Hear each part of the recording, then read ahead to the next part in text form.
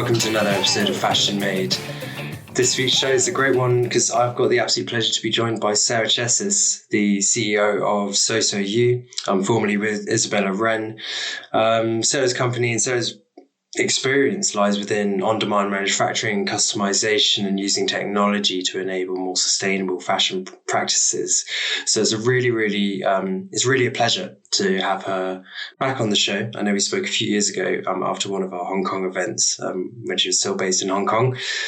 This one's really, really great because obviously we get into the nitty-gritty behind on-demand manufacturing, what's been behind the success of it, but where it still needs to go, why consumers aren't really aware of it that much, but what we can do to change that, and how our whole sort of ethos around sustainability can change and evolve over the next few years as sort of more technology comes into play, but hopefully our sort of understanding of sustainability evolves as well. So it's a really, really broad-ranging conversation, one that I personally enjoyed very much.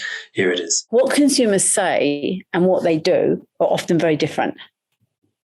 It's so whoever you speak to will say things like consumers want to customize, but they don't actually want to do that at all.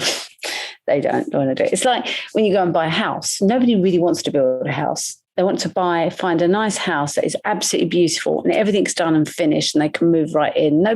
Yes, maybe a few percentage of the population do, but most don't want to do it. And what we found was that most people came in and we had lots of samples that we'd done ourselves to create how things might look like. And most of those, the majority of people chose one of those. Only a few percentage wanted anything different from what we actually had. So what I worked out was that while I like to do that, not everybody does. So I was in the few percent. So there isn't like something that the mass population of people actually want to choose their own clothes. They don't. But what I became very aware of was how a traditional supply chain model worked and how inefficient it really was and how broken it was. And the fact is, I heard an expression the other day, and the strategy that the supply chain works on is hope. And so brands will hope that a certain style sells and hope certain sizes sell, and then they overproduce on that hope strategy. And the reality is that a lot of it remains unsold. And there's a journey as well. It normally doesn't go straight to landfill. There's the journey is first discounted, then it goes to an outlet store, and then it goes to landfill. So it isn't straight from the store, doesn't sell, landfill. There's a little bit of a journey along the way. And it's the same journey that or similar journey that excess materials take, because the other thing that happens in the supply chain is, and there's a lot of statistics and a lot of different sources out there, but the numbers that I hear are anywhere between 5 and 15% of the materials aren't used either. So they go on a journey. They get sold by the kilo to trade markets, fabric markets, and then they go into the market, and then smaller brands or retail might buy them. And then what's left goes into landfill. Mm-hmm. So it's not straight to landfill. There's a little bit of a journey along the way, and the reality is that most people don't understand how supply chains work, but brands do from my knowledge that they factor in that they will sell out a certain amount, and certain amount will go on discount, and then certain amount will end up in outlets, and then certain amount will end up being discarded somehow. The fact is that it's very different. They're very difficult, almost impossible to do anything else about it. So it doesn't get talked about. So the sustainability aspect often goes to, as you said, it's a really broad umbrella that's lumped together, but it can mean anything from, how the treatment of employees down to how they source fabrics and whether those fabrics are recycled to start with, and then how they're produced and how they're shipped. And it can mean so many different things. But I think using, recycled fabrics is just the tip of the iceberg. Yeah. Yeah. It is, and the other statistic is that the number I've heard is as much as 50% could remain unsold. That's such an enormous number, and if it is that high, the other reality is that 20% of all water pollution comes from fabric dyeing for the apparel industry. So if you think if you could save 10% of global water pollution, it's an enormous number. We're not shifting the needle 0.2, 0.3, 0.4. You're shifting that needle by 10%. If you only produced what you needed, you would cut down on water pollution globally by 10%. That is astronomically big.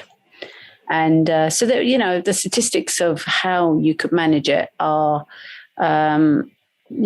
it's a huge number that can be that it can be shifted that way. I mean, us as a brand, SewSew You as a brand, we never keep anything in inventory. The only inventory, and what we try to do as well, is we try to source the excess materials that are being left over. And it's interesting, yeah. So that's part of what we do. So as much as possible, we source excess fabrics, and then we take them and we create fabulous collections from the excess fabric.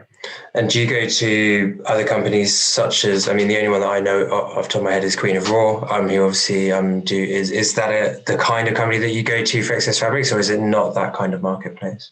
We don't, right now, we tend to take the excess material from the factories we work with. Yeah, because it's already there, it's on hand, we don't have to move it, So it's an even shorter supply chain, effectively. Correct, and exactly right. And then we're not, it's not being we're not having to airlift it from one region to another and stuff. I mean, so it's already in situ, and that's what we try to use as much as possible. And interestingly, we're reaching out to some other factories in the region, even though we're not using those factories, some factories that are near the factories that we work from, to see how they manage their excess fabrics and if we can take that off them as well. So it's kind of more locally sourced excess materials from those factories, because every factory has the same, this is the same thing. There's some have more, some have less, but that's what we try. So that's our first port of call, is we use excess materials and we produce every single product on demand. If we can't use excess materials, and eventually as the world shifts, that it will cannibalize itself anyway. There will be no more excess material because there'll be only on demand production. So by virtue of that, you're going to cannibalize it, right? So at some point, we are, the plan for us is to print on demand as well. And there are some, some amazing technology companies working on the same thing. So if you think we only use maybe 5 or 10 different fabric qualities, and then we can print on demand using waterless dyeing, then, that's the dream scenario. And I think that's where the world's going. So, because it's not just, you have to look at how the whole ecosystem ties together. Yeah, because I believe, so what you're talking about earlier on in some of the ways that people are approaching sustainability, these actually feel like sort of kind of like the 1% efficiency gains that they talk about in the Olympics sometimes, that people are going for. But none of them are really this mass scale change, which is actually what is needed when we're talking about our overproduction, overconsumption problem. As you say, people overproduce on the hope that they can sell the majority of it, or employ their marketing teams to make sure that they sell the majority of it. Whereas actually, if you move to a model where you only produce once someone has bought something, then you see, as you rightly said, you're seeing that needle shift. And it's interesting that you talk about the sort of local factories and getting in touch with them that are nearby, because that almost feels more of a community feel aspect to this giant sort of behemoth industry, but actually that you can still achieve local community kind of supply chains that will enable this lack of waste. So that's the kind of, and I think that's one of the biggest impediments, if you like, with on-demand manufacturing is having your raw materials available, because it doesn't help the problem if you're buying raw materials that then won't get used. That's not helping anybody, right? So that's the strategy that we take, is that we do as much as possible from excess materials, and when we can't use excess materials, we will use base materials, and then we'll print on demand where we can. So that's the strategy that we've employed to be able to facilitate it. Do you think consumers need to be made aware of how incredibly unsustainable the industry is? Do you think that would make any difference? I mean, there's lots and lots of incredibly inefficient industries. I mean, automotive, for instance, is also one, but none of us are really aware of that. And what really needs to happen is government regulation needs to take place within these industries to improve their efficiencies. Do you think for the fashion industry, because it is such what I was going to say more fashionable, but I mean, it's interesting. Fashion really is a word that wasn't always associated with clothes. It's only in the last sort of 60 years that the word has become synonymous with clothing. 100 years ago, the word fashion didn't really exist in terms of its relation to clothing. But with regards to things like automotive, it's not really a sort of trendy industry. That's what I'm trying to say. So point being, consumers are aware a lot more of fashion and what's going on in the fashion industry. Do you think it's important that they do know how bad a problem sustainability is within the industry? I do. I think it's. Educating consumers is key. But I also think as well that the key messages are great if there's a solution, if there's an alternative. So yes, it's great to sort of. It's a bit like, I don't know whether you're a convert, but I could eat Beyond Burgers till the cows come home. Like I could literally, and to the extent I actually will, I don't generally eat hamburgers anymore, beef burgers, I don't like them much these days. I prefer Beyond Burgers.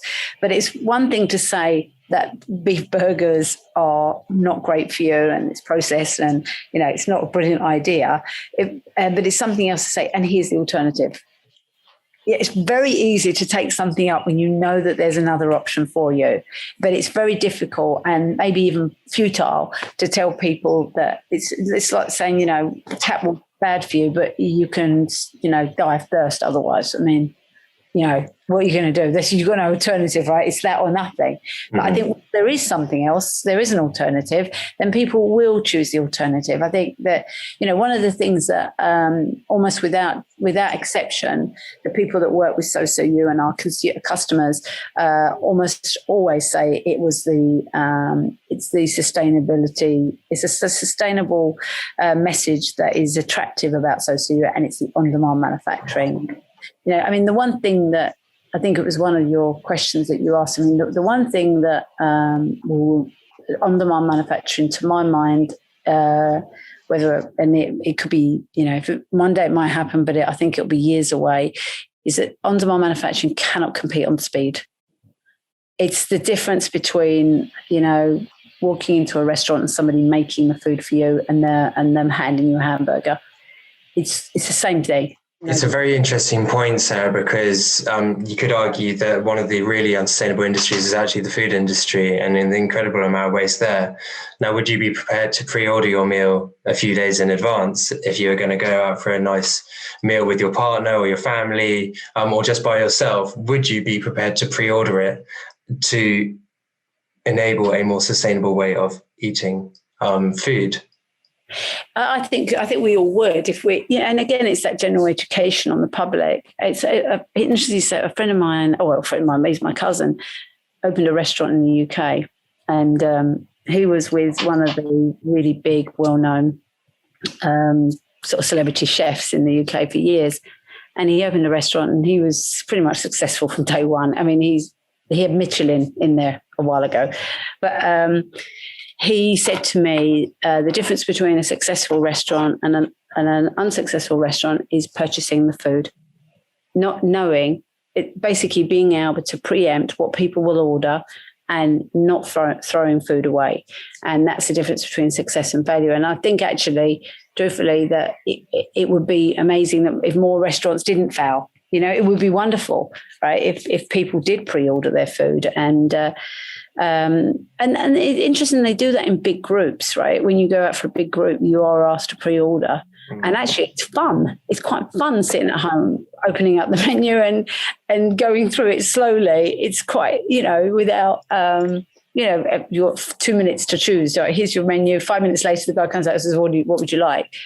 So I think that there could be a definite shift in that. But that's the same thing with on-demand manufacturing for sure. Yeah. You've got to wait for it to cook. Yeah, exactly. I think it's a really interesting point, actually. For me, I'm more than happy to wait a little bit of time for clothing to arrive but I wouldn't say that I'm the perfect target customer for fast fashion either, because it's not really my bag. I do try to buy sustainably, but that's because I'm involved in the industry, and I sort of have a bit of consciousness about this whole thing. There are millions of people who are enabling fast fashion, and they do not. And to your point, I do agree with you. I think they would buy more responsibly if they were more aware, but I think it's very difficult for them to become aware if the people that are telling them the stories are also the people that are selling them the unsustainable practices. Now, just because Adidas has a range made out of plastic and H&M has a sustainably sourced range and they've signed these treaties, doesn't mean that they are, let's not get it twisted, they are part of the problem 100%. These are the biggest companies in fashion and they are overproducing clothes as to your point earlier, in the hope that they will sell them. So for those companies to be the ones that are then telling the sustainable story is almost like the biggest cow farm in the world also trying to sell Beyond Burgers. It's slightly two-faced, I think. I think that the traditional method of the supply chain method and the way big brands operate, I think that they would do it differently if they could. I think that the fact is that they just don't have another solution, so they do the best that they can with what's available outside of on-demand manufacturing. And so my feeling is that they're trying. They are trying. They're trying. They are making an effort, and they are taking steps to be as sustainable as they possibly can with what's available to them. And if they probably could manufacture on demand, I'm sure they would. I know the industry is definitely going towards much shorter runs and, more frequent runs, because again, that's really helpful too. Although it's not on demand, it's like you're just basically, where once upon a time there were 4 seasons and then, now there were 8 and 12 and, there's some brands even do 24 seasons now. So it's a new season every 2 weeks. So what that allows them to do is to do very small runs and sell out. Mm-hmm. So that the overproduction on enormous quantities is much less. So I think there are definitely brands are taking steps towards it because they can't do on demand. But I think ultimately, to my mind, the most sustainable way to produce anything is on demand, and if you can do it. Yeah. And you guys are having good success with that. And, I went on your website earlier on and saw that you've got loads of upcoming designs as well. So how do you, the on-demand manufacturing side we've covered, but the design side is also a really interesting part, and what this on-demand model then enables on the design side. So tell us a little bit more about that. So we're really fortunate that we can, inside of our product offering, we could do pretty much anything. So it's really not restrictive at all. So if when we, authenticity is really important for us. Really important that we're not imposing our will on people and suggesting that they can't do certain things, or if they can't, if there are, the rare instances where there are things about, that we can't do, that we're offering an alternative, but it's in the remit of what our what people are asking us to do. So we're it's authentic. We're not imposing our will, and that definitely shows through. I mean, truthfully, of course, right, it's the best part of the job for me. Like when I see those designs come to life, and I watch them being created out of it's somebody else's vision, and creating your own clothing line is a dream come true, right? Who wouldn't want to do it? A lot of people, as I found out. But when I said I'd be developer, I thought everybody would want to do that. Everybody would want to create their own collection or their own outfits, and it turns out that not everybody does. But for the few that do, we hope that we are a conduit to, a lifelong ambition of the people we work with, and they have that voice. That's what they have, is a voice, and they're sharing that. They're sharing the sustainability and the on-demand message with the world. How do you go about choosing designers to work with? We basically find designers who share our value system, and that it's a product that is authentic to who they are, and that that we like to work with. I mean, honestly, the people we work with are fabulous. They are wonderful, and like we fall in love. It's a considerable journey, and there's a lot of input and a lot of personal interaction, and that again, that's what we love too. We love that we really get to know the people we work with well, and that we're rooting for them. We are in their corner, and we are. We try and we do everything we can to make the journey as pleasant as possible, but also the outcome as fabulous as it can possibly be. Yeah. You were talking about materials earlier on, because it's obviously such an important part of this on-demand manufacturing journey. Do you have to put any limitations? I mean, you're saying there really aren't any, but do you put any limitations in terms of materials on the designers? Yes, we do. But on the same token, because we are using excess fabrics, there's a lot of selection. But there are sometimes things that we're just not capable of. We don't have, and we will try every which way we can to facilitate that particular demand. Like for one time, somebody wanted velvet, and we worked out there was a factory that we knew that had some excess velvet, so we managed to source it. And then somebody asked us recently for denim, and we don't have it. Like there's no way we can source it, and we did have to say. But what we can do is, we offer alternatives, things that maybe have the appearance of denim, but they're not. But, that type of thing. So every now and then we are a little bit constrained, because we won't do it. There's no way we were ever going to order denim, because we can't guarantee that we would use it all. We wouldn't know how much to order. It never fails to surprise you. And that's why, I just don't think that you'll ever be able to accurately predict what isn't going to sell and in what sizes. You just don't. The fact is, we could order the denim and we sell out. We could order the denim and then it doesn't sell out, and then we're part of the problem. Mm-hmm. That's not where we want to be. Yeah, it's really important that you guys maintain this sort of shiny, sort of angel light sustainability glow around you as sort of one of the companies leading the way forward, and that you don't ever forego on those principles. Otherwise, you do just slip into the other side of it, which is not what you want to do, I guess. Because there's got to be a balance, as always. It's not like we're never going to have a wholesale model.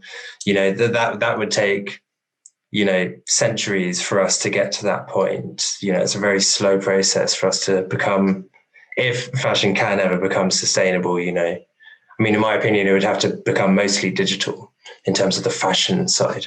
I absolutely agree. And, there was, oh gosh, it was years ago now. It must be heading for 4 years now.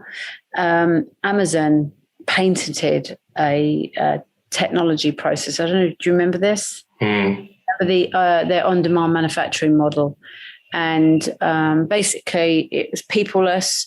And again, it was predetermined styles, not so you couldn't really design on demand, but you could take, say, a t-shirt, and you could choose your size, choose your color, whatever that looked like. And they had a system where they would make it on demand. So the order would go into the automated factory. It was all done by robotics.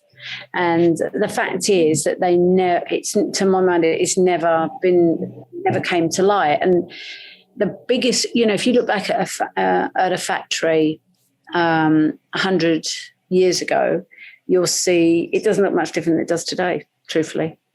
It's still a lot of people in a room with sewing machines. I mean, the machines have gotten more sophisticated and there's more technology around the cutting and things like that. But for the most part, it's the same. I have got two schools of thought on this. First of all, I think that the universe takes care of things. And, the number one producer of apparel in the world is China. The number two producer of apparel in the world is Bangladesh. Okay. And China is 100%, or as China's sort of, if it's 90%, Bangladesh is 10%. It's like China's 10 times more than Bangladesh. That's huge. But the reality is, if you automated manufacturing, automated sewing, Bangladesh would starve. And I think the universe takes care of things like that. There are certain countries and economies in the world that are not ready for, and won't be for a long time. There's no, nature abhors a vacuum, but, and as I say, one door closes, another one opens, but the corridor is horrible. Bangladesh would be in a horrible corridor for a considerable period of time before, they could find an alternative source of income for the economy. So my feeling is it's a double-edged sword. There's a reason I think the universe hasn't given us automated sewing. Mm-hmm. We don't want people to starve to death, and they will in certain countries and certain economies. China would easily adapt. I believe they would. They would take up other. They'd probably move into actually making the robotics that made the machines or something. China's very adaptable that way. Other smaller third world economies are just not adaptable, and it would be devastating. So that's my feeling on sewing. It's yes, one day it will make delivery faster, but until a time comes when it can be safely removed from certain economies, then it shouldn't be. Will it make it that much faster though? Is that the scale that it can work at? It's going to be incredibly faster. I mean, you'd hope that some of those jobs be replaced by looking after the machines, as people who sell the machines often tout as one of the benefits of it. It's not the replacement of jobs; it's just the shifting of jobs. That's the trope. But whether that's true or not, time will tell, I guess. Yeah, I think it takes a while. Yeah, 100%. The corridor, you're going to be in there a little while for sure. I hadn't heard that sort of addition to that phrase before, one door opens, another one closes. But yeah, the corridor, you're absolutely right. That corridor would be pretty, especially for those guys. At the same time, I think in terms of an industry that needs to make massive improvements, I'm not necessarily sure the automation of the sewing is the one. I think that's an efficiency gain, but I think in terms of the overproduction and overconsumption, and also the throwaway culture that we have, and the lack of quality in the goods and the lack of return to brand recycling schemes and things like this. I think these are areas where we can make huge gains before we close down factories in Bangladesh, for sure. I think these are the areas that we need to focus. Yeah. Now, what I mean was that's the thing with automation. Why you wouldn't want that automation would make it maybe faster for delivery, but you wouldn't want that. That's the thing. No, you wouldn't want it. So no, we've got other areas to focus on for sure. In terms of something that I want to speak about, which is the conversation that we have, and we've touched on it a little bit, but it's from first cost to total cost of ownership. And I know that we tried to talk about educating consumers a little bit, but maybe this is part of that discussion, and maybe educating ourselves as well. Because when we think of cost, we do often think of first cost rather than total cost. We don't anticipate all of these other touch points that a journey, that a garment or a piece of clothing can go on, probably in the assumption, that hopeful assumption that we're going to sell them all in that first instance, rather than as you say, the knockdowns and the moving around the supply chain. How can we shift that conversation from first cost to total cost of ownership? I think if you're talking about the, if I've understood your question properly, are you thinking about the comparison to that if you assume that only one of your products is going to sell, just assume that one, because you've got the different stages, I think that the brands look at, they'll say, right, we'll sell X amount at full price, X amount of discount, X amount of this discount, and the discount goes down, then X amount won't sell at all, and etc. So you've got the fact that you're actually producing two garments to only sell one. Exactly. Yeah. There's a best case scenario that we're always hopeful for, and there's a worst case scenario that we don't really want to think about. Yeah. And then you have you've got the shipping cost, the warehouse cost, your emissions cost, your.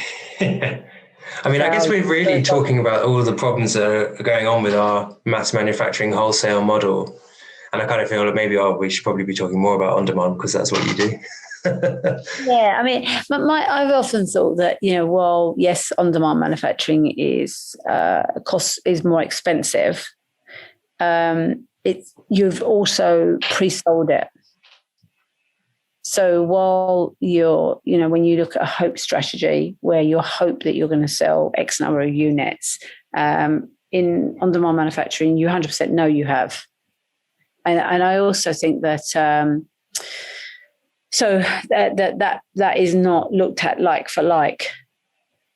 So that they look at often it's compared to the cost of making one product mass and one product on demand. But the reality is that it's almost like the cost of two products mass versus one on demand. If you think about everything else that happens after that, so it's the double cost of shipping, it's the double cost of warehousing, it's the double cost of whatever it happens. You're doing it twice over here, and you're going to do it one time over here. So while I'm not on the brand side, never have been. So I don't really have a real grasp of what that looks like in terms of a costing. I'm only ever been looking at the on-demand side. So yeah, while it's obviously you go much slower and it's much more artisanal. So is there anything that you want to end the conversation on today? Sort of some final thoughts on the industry or sort of what we've talked about? There's been some quite interesting comparisons with other industries. Certainly the food comparison I found was quite interesting. Yeah, I think that, I think my hope is that, on-demand manufacturing becomes the new norm. And I think it's about offering an alternative and basically educating the general public, because I think most people just don't know. And I think if they knew, they would make a difference. It would make a difference, and there would be a change. But I think right now, it's just a matter of spreading the word. Really, I'm pretty sure it's going to happen. It feels good, it really does. It just feels nice. It feels like the right thing to do, and I think whenever you're doing the right thing, then and you're finding ways to do it. You're on the right track. You feel like you're gaining traction as well. Huge traction, yeah, and it just is a nice. It's kind of a win-win-win. Really, the designers that we work with love it. The fact that they're doing, they're making a difference. The fact that the end consumer knows that they are, they're making a difference. The factories that we work with, we're making a difference. In terms of the excess materials and excess product, that's we're making a difference. And and I think as well, we love what we do. We love SewSew You is wonderful. It's they often say when you really like what you do, it doesn't feel like work, and it definitely doesn't feel like work at SewSew You. Not for me anyway. Maybe the people I work with, they're going, "Oh my God, it's so hard work." It doesn't feel like that for me. Beautiful place to be in. So, well, good luck to you. Yeah, no, thanks again to Sarah.